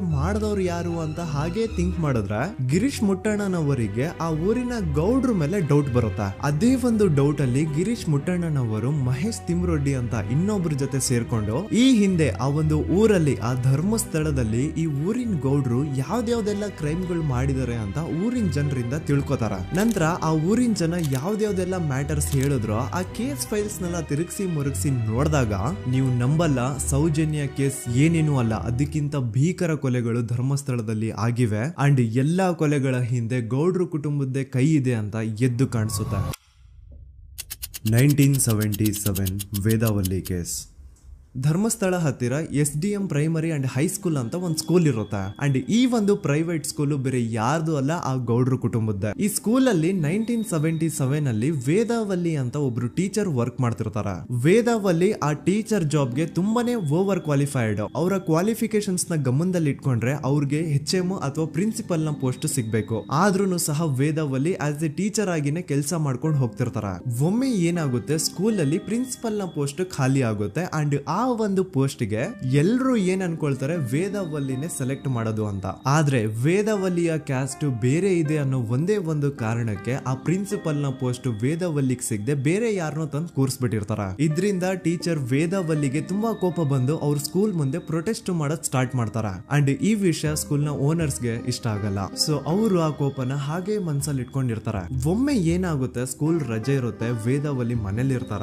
ಅಂಡ್ ಅವ್ರ ಹಸ್ಬೆಂಡ್ ಡಾಕ್ಟರ್ ಅರಳೆ ಅವ್ರಿಗೆ ಯಾವ್ದೋ ಬೇರೆ ಊರಲ್ಲಿ ಒಂದು ಕಾಲೇಜ್ ಅಲ್ಲಿ ಸೆಮಿನಾರ್ ಏನೋ ಇರುತ್ತೆ. ಸೊ ಅವರು ಅಲ್ಲಿಗೆ ಹೋಗಿರ್ತಾರೆ. ಈಗ ಮನೇಲಿ ಇರೋದು ವೇದಾವಲ್ಲಿ ಒಂದೇ. ಇದೇ ಒಂದು ಅವಕಾಶನ ನೋಡ್ಕೊಂಡು ಯಾರೋ ವೇದಾವಲ್ಲಿ ಅವ್ರ ಮನೆಗೆ ನುಗ್ಗಿ ವೇದಾವಲ್ಲಿಗೆ ಹೊಡೆದು ನಂತರ ಅವ್ರನ್ನ ಜೀವಂತವಾಗಿ ಸುಟ್ಬಿಡ್ತಾರ. ಸ್ವಲ್ಪ ಹೊತ್ತು ನಂತರ ರಾತ್ರಿ ಆಗ್ತಿದ್ದಂಗೆ ಡಾಕ್ಟರ್ ಅರಳೆ ಅವರು ಮನೆಗೆ ವಾಪಸ್ ಬರ್ತಾರೆ. ಅಂಡ್ ಮನೆ ಒಳಗಡೆ ಬಂದ್ ನೋಡಿದ್ರೆ ವೇದಾವಲ್ಲಿ ಅವರು ಸತ್ ಹೋಗಿ ಅವರ ಬಾಡಿ ಸುಟ್ ಹೋಗಿ ನೆಲದ ಮೇಲೆ ಬಿದ್ದಿದೆ. ಹೆಂಡತಿನ ಕಳ್ಕೊಂಡಿರುವಂತಹ ದುಃಖನ ಸೈಡ್ಗೆ ಇಟ್ಟು ಡಾಕ್ಟರ್ ಅರಳೆ ಅವರು ಮೊದ್ಲು ಪೊಲೀಸ್ ಸ್ಟೇಷನ್ ಹೋಗ್ಬಿಟ್ಟು ನಮ್ ಮನೆಗೆ ನಾನು ಇಲ್ದೇ ಇರುವಂತಹ ಸಮಯನ ನೋಡ್ಕೊಂಡು ಯಾರೋ ಮನೆ ಒಳಗಡೆ ನುಗ್ಗಿ ನನ್ನ ಹೆಂಡತಿನ ಹೊಡೆದು ನಂತರ ಅವಳನ್ನ ತುಂಬಾ ಭೀಕರವಾಗಿ ಸಾಯಿಸಿದ್ದಾರೆ ಅಂತ ಪೊಲೀಸ್ ಅವ್ರಿಗೆ ರಿಪೋರ್ಟ್ ಕೊಡಕ್ ಹೋದ್ರೆ ಅಲ್ಲಿ ಪೊಲೀಸ್ ಅವರು ಉಲ್ಟಾ ಡಾಕ್ಟರ್ ಅರಳೆ ಮೇಲೆನೆ FIR ಬರ್ದು ನೀನೇ ನಿನ್ ಹೆಂಡತಿನ ಸಾಯಿಸಿದ್ಯಾ, ನಾಟಕ ಮಾಡಬೇಡ ಅಂತ ಅವ್ರನ್ನೇ ಅರೆಸ್ಟ್ ಮಾಡ್ಬಿಡ್ತಾರ. ನಂತರ 2-3 ವರ್ಷ ಜೈಲಲ್ಲೇ ಇದ್ದು ಡಾಕ್ಟರ್ ಅರಳೆ ಅವರು ತಮ್ಮ ಫ್ರೆಂಡ್ಸ್ ಅಂಡ್ ಫ್ಯಾಮಿಲಿ ಮೂಲಕ ಎವಿಡೆನ್ಸ್ ನೆಲ್ಲ ಕಲೆಕ್ಟ್ ಮಾಡಿಸಿ ತಾನ ಕೊಲೆನ ಮಾಡಿಲ್ಲ, ತಾನ್ ತನ್ನ ಹೆಂಡತಿನ ಸಾಯಿಸಿಲ್ಲ ಅಂತ ಕೋರ್ಟ್ ಅಲ್ಲಿ ಪ್ರೂವ್ ಮಾಡ್ಕೊಂಡು ಜೈಲಿಂದ ರಿಲೀಸ್ ಆಗ್ತಾರ. ಸೊ ಈಗ ಡಾಕ್ಟರ್ ಅರಳೆ ಅವರು ಈ ಒಂದು ಕ್ರೈಮ್ ನ ಮಾಡಿಲ್ಲ ಅಂತಂದ್ರೆ ವೇದಾವಲ್ಲಿನ ಅಷ್ಟು ಭೀಕರವಾಗಿ ಸಾಯಿಸಿದವ್ರು ಯಾರು, ಈ ವಿಷಯ ಇವತ್ತಿನವರೆಗೂ ಗೊತ್ತಾಗಿಲ್ಲ. 1986 ಅಲ್ಲಿ ನಡೆದಂತಹ ಪದ್ಮಲತಾ ಕೇಸ್. ಪದ್ಮಲತಾ ಅವ್ರ ತಂದೆ ಕಮ್ಯುನಿಸ್ಟ್ ಪಾರ್ಟಿನ ಲೀಡರ್ ಇರ್ತಾರೆ. ಅವ್ರ ರಿಯಲ್ ನೇಮ್ ಏನು ಅಂತ ನಮಗ್ ಗೊತ್ತಾಗಿಲ್ಲ, ಬಟ್ ಈ ವಿಡಿಯೋದಲ್ಲಿ ಅವ್ರ ಹೆಸರು ಲಕ್ಷ್ಮಣ್ ಅಂತ ಅನ್ಕೊಳ್ಳಿ. ಸೊ ಕಮ್ಯುನಿಸ್ಟ್ ಪಾರ್ಟಿನ ಲೀಡರ್ ಇರುವಂತಹ ಲಕ್ಷ್ಮಣ್ ಅವ್ರಿಗೆ ಊರಲ್ಲಿ ತುಂಬಾನೇ ಸಪೋರ್ಟ್ ಇರುತ್ತೆ. ಊರಿನ ಜನರ ಫೇವ್ರೇಟ್ ಇರ್ತಾರೆ ಇವರು. ಅಂಡ್ ಅದೇ ವರ್ಷ ಅಂದ್ರೆ 1986 ಅಲ್ಲಿ ಪಂಚಾಯತ್ ಎಲೆಕ್ಷನ್ ಬೇರೆ ಇರುತ್ತೆ. ಅಂಡ್ ಎಲ್ರಿಗೂ ಗೊತ್ತಿತ್ತು ಲಕ್ಷ್ಮಣೆ ಗೆಲ್ಲೋದು ಅಂತ. ಆ ಪಂಚಾಯತ್ ಎಲೆಕ್ಷನ್ ಅಲ್ಲಿ ಲಕ್ಷ್ಮಣ್ನ ಆಪೋಸಿಟ್ ಗೌಡ್ರಿಗೆ ತುಂಬಾ ಬೇಕಾಗಿರೋರು ಒಬ್ರು ನಿಂತಿರ್ತಾರ. ಅಂಡ್ ಅವ್ರಿಗೂ ಗೊತ್ತಿತ್ತು ಎಲೆಕ್ಷನ್ ಏನಾದ್ರು ಆದ್ರೆ ಲಕ್ಷ್ಮಣ ಎಲೆಕ್ಷನ್ ಅಲ್ಲಿ ಗೆಲ್ಲೋದು ಅಂತ. ಸೊ ಎಲ್ಲಿ ಸೋತೋಗ್ಬಿಡ್ತೀವೋ ಅನ್ನೋ ಭಯಕ್ಕೆ ಆ ಗೌಡ್ರು ಕಡೆ ಅವ್ರು ಏನ್ ಮಾಡ್ತಾರೆ, ಲಕ್ಷ್ಮಣ್ನ ಅಪ್ರೋಚ್ ಮಾಡಿ ಮುಚ್ಕೊಂಡು ಈ ಪಂಚಾಯತ್ ಎಲೆಕ್ಷನ್ ಅಲ್ಲಿ ನಿನ್ ನಾಮಿನೇಷನ್ ನ ಕ್ಯಾನ್ಸಲ್ ಮಾಡು ಅಂತ ವಾರ್ನಿಂಗ್ ಕೊಡ್ತಾರ. ಆದ್ರೆ ಲಕ್ಷ್ಮಣ್ ಅವರು ಅಂಜದೆ ನೀವ್ ಏನ್ ಮಾಡ್ತಿರೋ ಮಾಡ್ಕೊಳ್ರಿ, ಆದ್ರೆ ನಾನ್ ಮಾತ್ರ ನಾಮಿನೇಷನ್ ನ ಕ್ಯಾನ್ಸಲ್ ಮಾಡಲ್ಲ ಅಂತ ಆ ಗೌಡ್ರು ಕುಟುಂಬನ ಎದುರು ಹಾಕೋತಾರ. ದೆನ್ ಎಂತ ಕೋಇನ್ಸಿಡೆನ್ಸ್ ನೋಡಿ, ನೆಕ್ಸ್ಟ್ ಡೇನೆ ಲಕ್ಷ್ಮಣ್ ಅವ್ರ ಮಗಳು ಪದ್ಮಲತಾ ಕಿಡ್ನಾಪ್ ಆಗ್ತಾಳ. ಸುಮಾರು 56 ದಿನ ಅವಳನ್ನ ಯಾರೋ ಕಿಡ್ನಾಪ್ ಮಾಡ್ತಾರೆ. ಅಂಡ್ ಆ 56 ದಿನ ಡೈಲಿ ಅವಳನ್ನ ಶೋಷಣೆ ಕೂಡ ಮಾಡ್ತಾರೆ. ನಂತರ 56 ದಿನ ಆದ್ಮೇಲೆ ಪದ್ಮಲತನ ಬಾಡಿ ನೇತ್ರಾವತಿ ನದಿಲಿ ತೇಲ್ತಾ ಸಿಗುತ್ತಾ. ಆಸ್ ಎಕ್ಸ್ಪೆಕ್ಟೆಡ್ ಈ ಕೇಸಲ್ಲೂ ಪೊಲೀಸ್ ಅವ್ರ ಕಡೆಯಿಂದ ಪ್ರಾಪರ್ ಇನ್ವೆಸ್ಟಿಗೇಷನ್ ಆಗಲ್ಲ. ಅಂಡ್ ಯಾರ್ ಪದ್ಮಲತನ ಕಿಡ್ನಾಪ್ ಮಾಡಿದ್ರು, ಯಾರು ಅವಳನ್ನ 15 ದಿನವರೆಗೂ ಶೋಷಣೆ ಮಾಡಿ ನಂತರ ಅವಳನ್ನ ಅಷ್ಟು ಭೀಕರವಾಗಿ ಸಾಯಿಸಿದ್ರು ಅಂತ ಇವತ್ತಿನ ದಿನದವರೆಗೂ ಗೊತ್ತಾಗಿಲ್ಲ. ಮತ್ತೆ ನಮಗೆ ಗೊತ್ತಾದದು 22ಕ್ಕೆ ಸ್ಕೂಲ್ ಡೇ 56 ದಿನ ಕಳೆದು ಹೊಳೆಯಲ್ಲಿ ಹೆಣ ಉಂಡು ಎಂದು ಕೇಳಿ ಪೊಲೀಸಿನರು ಬರುವಾಗ ಬಂದು ಹೇಳುವಾಗ ನಮಗೆ ಗೊತ್ತಾದ. ಅವರು ನನ್ನನ್ನು ಕರ್ಕೊಂಡು ಹೋಗಿ ಅಲ್ಲಿ ಹೋಗಿವೆ. ಇನ್ನೊಂದು ಲಾಸ್ಟ್ ಕೇಸ್ ಇದೆ, ಇದು ಅರ್ಲಿ 2000 ಅಲ್ಲಿ ನಡೆದಿರೋದು. ಇವ್ರದ್ದು ಅಷ್ಟಾಗಿ ಡೀಟೇಲ್ಸ್ ನಾನು ಹೇಳಲ್ಲ, ಜಸ್ಟ್ ಮೇಲ್ ಹೇಳ್ತೀನಿ. 2000 ಇಸ್ವಿಯಲ್ಲಿ ಧರ್ಮಸ್ಥಳದಲ್ಲಿ 2 ಫಿನಾನ್ಸ್ ಬ್ಯಾಂಕ್ ಇರ್ತಾವೆ. ಒಂದು ಅಗೇನ್ ರಿಯಲ್ ನೇಮ್ ತಗೊಳ್ಳೋದು ಬೇಡ, ಲೈಕ್ ಜಸ್ಟ್ ಸಹಕಾರ ಗ್ರಾಮೀಣ ಬ್ಯಾಂಕ್ ಅನ್ಕೊಳ್ಳಿ. ಅಂಡ್ ಇನ್ನೊಂದು ಬಂದ್ಬಿಟ್ಟು SDM ಫೈನಾನ್ಸ್ ಪ್ರೈವೇಟ್ ಲಿಮಿಟೆಡ್. ಈ SDM ಫೈನಾನ್ಸ್ ಪ್ರೈವೇಟ್ ಲಿಮಿಟೆಡ್ ಬಂದು ಗೌಡ್ರು ಕುಟುಂಬ ಅವ್ರಿಗೆ ಸೇರಿದ್ದು. ಆ ಕಡೆ ಇವ್ರ ಆಪೋಸಿಟ್ ಏನದು ಗ್ರಾಮೀಣ ಬ್ಯಾಂಕ್ ಇತ್ತು, ಅದರಲ್ಲಿ ಒಬ್ಬ ಮ್ಯಾನೇಜರು ಬಡವ್ರಿಗೆ ಸಹಾಯ ಆಗ್ಲಿ ರೈತರಿಗೆ ಸಹಾಯ ಆಗ್ಲಿ ಅಂತ ತುಂಬಾ ಕಡಿಮೆ ಬಡ್ಡಿಗೆ ಲೋನ್ ಕೊಡ್ತಿರ್ತಾನೆ. ಇದರಿಂದಾಗಿ ಧರ್ಮಸ್ಥಳದಲ್ಲಿ ಆಲ್ಮೋಸ್ಟ್ ಎಲ್ಲಾ ಕಸ್ಟಮರ್ಸ್ ಆ ಗ್ರಾಮೀಣ ಬ್ಯಾಂಕ್ ಕಡೆಗೆ ಹೋಗ್ತಿರ್ತಾರ. SDM ಫೈನಾನ್ಸ್ ಪ್ರೈವೇಟ್ ಲಿಮಿಟೆಡ್ ಕಡೆಗೆ ಯಾರು ಬರ್ತಿರಲ್ಲ. ಇದರಿಂದ ಗೌಡ್ರಿಗೆ ಲಾಸ್ ಆಗ್ತಿರುತ್ತಾ. ಸೊ ಅವ್ರೇನ್ ಮಾಡ್ತಾರೆ, ಆ ಗ್ರಾಮೀಣ ಬ್ಯಾಂಕ್ ನ ಮ್ಯಾನೇಜರ್ ಏನಿದ್ನೋ ಅವನ್ಗೆ ಒಂದು ಸ್ವೀಟ್ ವಾರ್ನಿಂಗ್ ಕೊಡ್ತಾರ. ಮುಚ್ಕೊಂಡು ಇನ್ಮೇಲೆ ಇಂದ ನಿನ್ ಲೋನ್ಸ್ ಕೊಡೋದನ್ನ ನಿಲ್ಸ್ಬಿಡು. ಇನ್ ಕೇಸ್ ಲೋನ್ ಕೊಟ್ರು ನಾವ್ ಯಾವ ಇಂಟ್ರೆಸ್ಟ್ ರೇಟ್ ಗೆ ಲೋನ್ ನ ಕೊಡ್ತಾ ಇದೀವೋ ಅದೇ ರೇಟ್ ಗೆ ನೀನು ಕೊಡುವ ಅಂತ ಫೋರ್ಸ್ ಮಾಡ್ತಾರ. ಆದ್ರೆ ಆ ಗ್ರಾಮೀಣ ಬ್ಯಾಂಕ್ ನ ಮ್ಯಾನೇಜರ್ ಇದ್ಯಾವುದನ್ನು ಕಿವಿಗೆ ಹಾಕೊಳ್ಳಾರ್ದೆ ಅವನ್ ಕೆಲಸ ಅವ್ನ್ ಮಾಡ್ಕೊಂಡು ಹೋಗ್ತಾನ. ದೆನ್ ಸಡನ್ಲಿ ಒಂದು ದಿನ ಬ್ಯಾಂಕ್ ಮ್ಯಾನೇಜರ್ ನ ಹೆಂಡತಿನ ಮನೆ ಒಳಗಡೆನೆ ನುಗ್ಗಿ ಯಾರು ಮಾಡಿ ತುಂಬಾ ಭೀಕರವಾಗಿ ಸಾಯಿಸ್ಬಿಡ್ತಾರ. ಇದರ ರಿಗಾರ್ಡಿಂಗ್ ಆ ಬ್ಯಾಂಕ್ ಮ್ಯಾನೇಜರ್ ಪೊಲೀಸ್ ಸ್ಟೇಷನ್ ಅಲ್ಲಿ ಕಂಪ್ಲೇಂಟ್ ಕೊಡಕ್ ಹೋದ್ರೆ ಪೊಲೀಸ್ ಅವರು ಉಲ್ಟಾ ಆ ಬ್ಯಾಂಕ್ ಮ್ಯಾನೇಜರ್ ಹೆಸರಲ್ಲೇ FIR ಬರ್ದು ನೀನೇ ನಿನ್ ಹೆಂಡತಿನ ಸಾಯಿಸಿದ್ಯಾ ಅಂತ ಅವನ್ನೇ ಅರೆಸ್ಟ್ ಮಾಡ್ಬಿಡ್ತಾರ. ನಂತರ 1-2-3 ವರ್ಷ ಆ ಬ್ಯಾಂಕ್ ಮ್ಯಾನೇಜರ್ ಜೈಲಲ್ಲಿ ಇರ್ತಾನೆ. ಅದಾದ್ಮೇಲೆ ಅವನ ಕ್ರೈಮ್ ನ ಮಾಡಿಲ್ಲ ಅಂತ ಕೋರ್ಟ್ ಅಲ್ಲಿ ಪ್ರೂವ್ ಆಗುತ್ತೆ. ಆದ್ರೆ ರಿಯಲ್ ಕ್ರೈಮ್ ಮಾಡಿದವರು ಯಾರು ಅಂತ still it's A question mark. And ಇನ್ನೊಂದು ನಾರಾಯಣ ಅಂಡ್ ಯಮುನಾ ಕೇಸ್ ಬಗ್ಗೆ ಅಂತೂ ನಾನು ಆಗ್ಲೇ ನಿಮ್ಗೆ ಎಕ್ಸ್ಪ್ಲೇನ್ ಮಾಡಿದೆ. ಸೊ ಎಂತಹ ಕೋ ಇನ್ಸಿಡೆಂಟ್ಸ್ ಗಳು ನೋಡಿ, ಯಾರೆಲ್ಲ ಆ ಧರ್ಮಸ್ಥಳದಲ್ಲಿ ಗೌಡ್ರು ಕುಟುಂಬನ ಎದುರಾಕೊಂಡಿದಾರೋ ಅವ್ರ ಜೀವನದಲ್ಲಿ ಏನೋ ಒಂದು ತುಂಬಾ ದೊಡ್ಡ ದುರಂತ ನಡೆದು ಹೋಗುತ್ತಾ. ಅಂಡ್ ಸರ್ಪ್ರೈಸಿಂಗ್ಲಿ ಅವ್ರ ಕೇಸಲ್ಲಿ ಪೊಲೀಸ್ ಅವ್ರ ಕಡೆಯಿಂದ ಪ್ರಾಪರ್ ಇನ್ವೆಸ್ಟಿಗೇಷನ್ ಆಗಲ್ಲ. ಅಂಡ್ ಯಾರ ಆ ಕ್ರೈಮ್ ನ ಮಾಡಿದ್ರು ಅಂತ ಯಾವತ್ತೂ ಹೊರಗೆ ಬರೋದೇ ಇಲ್ಲ. ಸೊ ಈ ಗೌಡ್ರು ಕುಟುಂಬದವರು ಧರ್ಮಸ್ಥಳದಲ್ಲಿ ಬೇಜನ್ ಕರ್ಮಕಾಂಡಗಳನ್ನ ಮಾಡಿದ್ದಾರೆ. ಅಂಡ್ ಅವ್ರ ಪವರ್ ಅಂಡ್ ಅವ್ರಿಗಿರುವಂತಹ ಇನ್ಫ್ಲೂಯೆನ್ಸ್ ಇಂದ ಆ ಎಲ್ಲಾ ಕೇಸ್ ನ ಮುಚ್ಚಾಕಿದ್ದಾರೆ ಅಂತ ಮಹೇಶ್ ಹಾಗೂ ಗಿರೀಶ್ ಮುಟ್ಟಣ್ಣನವರ ಹೇಳಿಕೆ ಆಗಿದೆ. ಸೊ ಗೌಡ್ರು ಫ್ಯಾಮಿಲಿನ ಟ್ರ್ಯಾಕ್ ರೆಕಾರ್ಡ್ ನೋಡಿದ್ರೆ ಧರ್ಮಸ್ಥಳದಲ್ಲಿ ಒಂದು ಹುಡುಗಿನ ರೇಪ್ ಅಂಡ್ ಮರ್ಡರ್ ಮಾಡಿ ದೆನ್ ಪೊಲೀಸ್ ಅವ್ರಿಗೆ ಲಂಚ ಕೊಟ್ಟು ಇನ್ವೆಸ್ಟಿಗೇಷನ್ ನ ಮಿಸ್ಲೀಡ್ ಮಾಡೋಷ್ಟು ಪವರ್ ಇನ್ಫ್ಲೂಯೆನ್ಸ್ ಈ ಗೌಡ್ರು ಕುಟುಂಬಕ್ಕೆ ಮಾತ್ರ ಇರೋದು. ಈಗ ಸಂತೋಷ್ ರಾವ್ ಅಂತೂ ಸೌಜನ್ಯ ಕೇಸಲ್ಲಿ ಆರೋಪಿ ಅಲ್ಲ ಅಂತ ಪ್ರೂವ್ ಆಯ್ತು. ಹಾಗಿದ್ರೆ ರಿಯಲ್ ಆರೋಪಿ ಯಾರು? ನೆನಪು ಮಾಡ್ಕೊಳ್ಳಿ, 11 ಅಕ್ಟೋಬರ್ 2012 ಸಂಜೆ 5 ಗಂಟೆ ಹಾಗೆ ಬಾಹುಬಲಿ ಬೆಟ್ಟದಲ್ಲಿ ಸಂತೋಷ್ ರಾವ್ ತನ್ನ ಪಾಡಿಗೆ ತಾನು ಸೀನರೀಸ್ ನ ಎಂಜಾಯ್ ಮಾಡ್ಕೊಂಡು ಸುಮ್ಮನೆ ಕೂತಿರ್ಬೇಕಾದ್ರೆ ಅವನ ಹತ್ರ 5 ಜನ ಕಿಡಿಗೇಡಿಗಳು ಬಂದು ಜಗಳ ತೆಗಿತಾರ. ಆ 5 ಜನ ಕಿಡಿಗೇಡಿಗಳು ಯಾರು ಅಂತ ನಾನು ಇಲ್ಲಿವರೆಗೂ ನಿಮ್ಗೆ ಹೇಳಿಲ್ಲ. ಸೊ ಅವರು ಬೇರೆ ಯಾರು ಅಲ್ಲ, ಚಿಕ್ಕ ಗೌಡ್ರು ಮಗ ನಿಶಾಂತ್ ಜೈನ್ ನ ವೆರಿ ಕ್ಲೋಸ್ ಫ್ರೆಂಡ್ಸ್. ಅವ್ರು ದಣಿ ಮಾಡಿರುವಂತಹ ಕ್ರೈಮ್ ಅಲ್ಲಿ ಬೇರೆ ಯಾರನ್ನಾದ್ರೂ ಸಿಗಿಸ್ಬೇಕಲ್ಲ ಅಂತ ಇವ್ರು ಬಕ್ರ ಹುಡುಕ್ತಾ ಇರ್ಬೇಕಾದ್ರೆ ಆಗ ಇವ್ರಿಗೆ ಸಿಗೋದೆ ಸಂತೋಷ್ ರಾವ್. ಅಗೇನ್ ಇನ್ನೊಂದು ಎಂತ ಕೋಇನ್ಸಿಡೆನ್ಸ್ ನೋಡಿ, ಸಂತೋಷ್ ರಾವ್ ಸೌಜನ್ಯ ಕೇಸಲ್ಲಿ ಅರೆಸ್ಟ್ ಆದ ನಂತರ ಚಿಕ್ಕ ಗೌಡ್ರು ಮಗ ನಿಶಾಂತ್ ಜೈನ್ ದೇಶನೇ ಬಿಟ್ಟು ಹೋಗ್ಬಿಡ್ತಾನ. ಈ ಕೇಸಲ್ಲಿ ಚಿಕ್ಕ ಗೌಡ್ರು ಮಗ ಇನ್ವಾಲ್ವ್ಮೆಂಟ್ ಇದೆ ಅಂತ ಯಾರಿಗೂ ಡೌಟೇ ಬರ್ತಾ ಇರ್ಲಿಲ್ಲ. ಡೌಟ್ ಯಾವಾಗ ಬಂತು ಅಂದ್ರೆ ಆ 5 ಜನ ಕಿಡಿಗೇಡಿಗಳು ಯಾರು ಸಂತೋಷ್ನ ಈ ಒಂದು ಕೇಸಲ್ಲಿ ಸಿಗಾಕ್ಸಿದ್ರು ಆ 5 ಜನರಲ್ಲಿ ಒಬ್ಬ ರವಿ ಪೂಜಾರಿ ಅಂತಾನು ಇರ್ತಾನೆ. ಅವನ್ಗೆ ತಾನು ತಪ್ಪು ಮಾಡಿದೀನಿ ಅಂತ ಗಿಲ್ಟ್ ಕಾಡುತ್ತೋ ಅಥವಾ ಬೇರೆ ಏನೋ ಗೊತ್ತಿಲ್ಲ, ಆದ್ರೆ ಅವನೇ ಸ್ವತಃ ಪೊಲೀಸ್ ಅವ್ರ ಹತ್ರ ಹೋಗ್ಬಿಟ್ಟು ಸೌಜನ್ಯ ಕೇಸಲ್ಲಿ ನಿಜವಾದ ಆರೋಪಿ ಸಂತೋಷ್ ಅಲ್ಲ ಕಂಡ್ರು, ಅವನ್ನ ಸುಮ್ನೆ ಸಿಗಾಕ್ಸಿರೋದಷ್ಟೇ, ನಿಜವಾದ ಆರೋಪಿಗಳು ಚಿಕ್ಕ ಗೌಡ್ರು ಮಗ ನಿಶಾಂತ್ ಜೈನ್ ಅಂಡ್ ಅವನ್ ಫ್ರೆಂಡ್ಸ್ ಸೂರಜ್, ಕಿರಣ್ ಅಂಡ್ ಕಣ್ಮಣಿ ಅಂತ. ಈ ಎಲ್ಲಾ ವಿಷಯನ ರವಿ ಪೂಜಾರಿ ಪೊಲೀಸ್ ಅವ್ರಿಗೆ ತಿಳಿಸ್ತಾನೆ. ಅಗೇನ್ ಎಂತ ಒಂದು ಕೋಇನ್ಸಿಡೆನ್ಸ್ ನೋಡಿ, ಈ ವಿಷಯಗಳನ್ನ ಊರಿನ ಜನರು ಮುಂದೆ ಹೇಳಿದಂತಹ ರವಿ ಪೂಜಾರಿ ಆಕಸ್ಮಿಕವಾಗಿ ಸತ್ ಹೋಗ್ಬಿಡ್ತಾನೆ. ಇವನು ಹೇಳಿದ್ದು ನಿಜ ಅಂತ ಜನರಿಗೆ ಯಾವಾಗ ಕನ್ಫರ್ಮ್ ಆಗುತ್ತೆ ಅಂದ್ರೆ ಸೌಜನ್ಯಗೆ ತುಂಬಾ ಹತ್ರವಾದವ್ರು ಒಬ್ರು ಯಶೋಧ ಅನ್ನೋರು ಕೋರ್ಟ್ ಅಲ್ಲಿ ಬಂದ್ಬಿಟ್ಟು ಸೌಜನ್ಯ ಕೊಲೆ ಆಗಿದ್ದ ದಿನ ಆ ಒಂದು ಸ್ಪಾಟ್ ಅಲ್ಲಿ ನಾನು ಈ 3 ಜನರನ್ನ ನೋಡಿದ್ದೆ ಅಂತ ಸಾಕ್ಷಿ ಹೇಳ್ತಾರ. ಈಗ ಎಲ್ಲಾ ಡಾಟ್ಸ್ ನ ಕನೆಕ್ಟ್ ಮಾಡ್ತಾ ಹೋದ್ರೆ ಸೌಜನ್ಯ ಕೇಸ್ ಒಂದೇ ಅಲ್ಲ, ನಾರಾಯಣ ಹಾಗೂ ಯಮುನಾ ಕೇಸಲ್ಲೂ, ವೇದವಲ್ಲಿ ಕೇಸಲ್ಲೂ, ಆ ಬ್ಯಾಂಕ್ ಮ್ಯಾನೇಜರ್ ನ ಕೇಸಲ್ಲೂ ಹಾಗೂ ಪದ್ಮಲತಾ ಕೇಸಲ್ಲೂ ಸೀದಾ ಡೈರೆಕ್ಟ್ ಡೌಟ್ ಬರೋದೆ ಊರಿನ ಗೌಡ್ರ ಮೇಲೆ. I really want to appreciate Kudla rampage YouTube channel, third eye YouTube channel,